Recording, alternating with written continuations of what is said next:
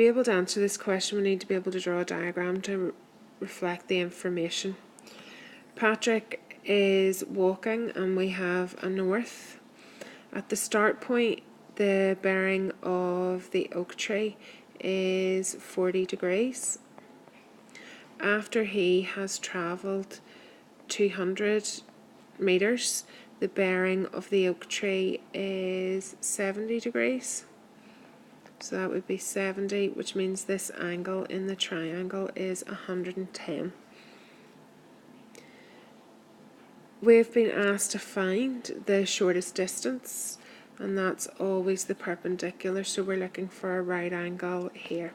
So I'm going to draw this out. I have 200, angle of 110, and an angle of 40, which means that the missing angle is 30.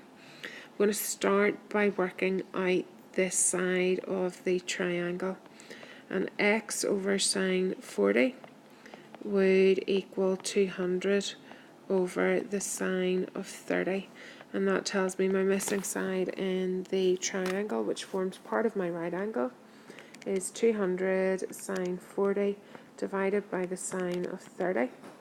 That gives me 257.115, and it's important here to be working to more than 3 SF. What we now need to do is work out the perpendicular distance. So I need this distance, which I'm going to call y. I have a right angle triangle.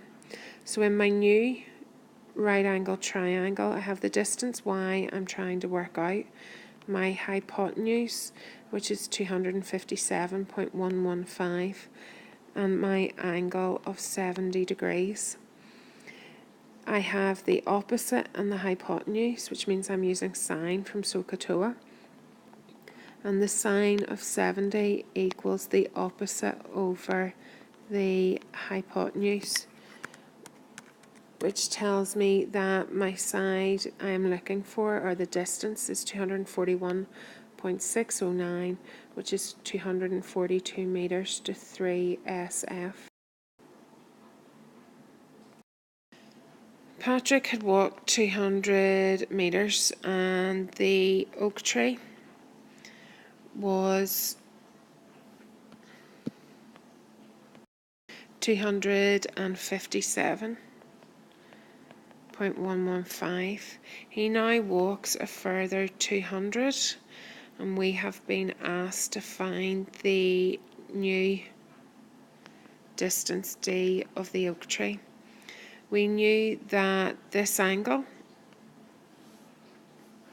was 110 and that this bearing was 70.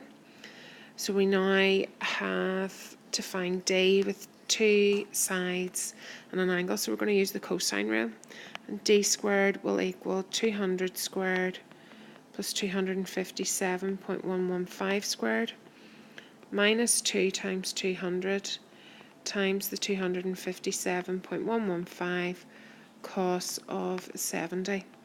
That gives us d squared to be 70,932, and the distance to be 266.3, so 266 metres, and that is to 3 SF.